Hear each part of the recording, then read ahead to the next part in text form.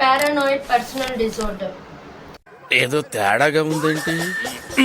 ఆగండి, ఈ డిజార్డర్ మీకు ఉందా లేదో చూసుకొని వెళ్ళండి. నాకు పారాసిటమాల్ తెలుసు, పారాగాన్ తెలుసు, కానీ ఇదేంటబ్బా? దెయ్యాలు భూతాలు కనిపిస్తాయి అదే కదా. నేను పారానాయిడ్ అన్నా, పారానార్మల్ అనలేదు. According to DSM-5, the 10 distinct personal disorders are grouped into 3 main clusters based on characteristics and behavior patterns. Cluster A, Cluster B, Cluster C.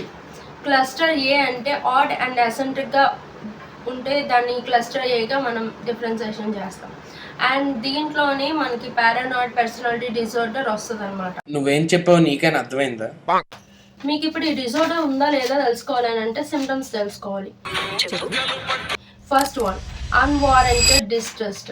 అంటే ఇతరులు నన్ను మోసం చేస్తున్నారని, నన్ను నష్టపరుస్తున్నారని, నన్ను వాడుకుంటున్నారని అని ఏ కారణం లేకుండా నమ్మడం. అంటే వేరే వాళ్ళతో నమ్మకం అస్సలు ఉండదు.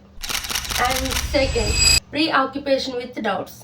ఫ్యామిలీ, ఫ్రెండ్స్ అండ్ కోలీగ్స్ అందరూ నమ్మక ద్రోహం తనకి చేస్తారని చెప్పేసి భయపడి అనుమానించడం.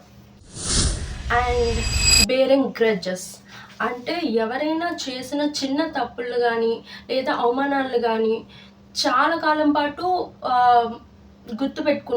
గుర్తుపెట్టుకొని వాళ్ళ మీద కక్ష, ద్వేషం పెంచుకుంటారనమాట. Hyper activity and passive attacks. అంటే ఇతరులు తమ వ్యక్తిత్వాన్ని అండ్ గౌరవాన్ని దెబ్బతీస్తున్నారని భావించి, అంటే అలాంటిది అక్కడ ఏమీ జరగకపోయినా, అక్కడ ఏమీ లేకపోయినా కూడా అలా జరుగుతుంది అని భావించి తను ఎదురు దాడికి దిగడం.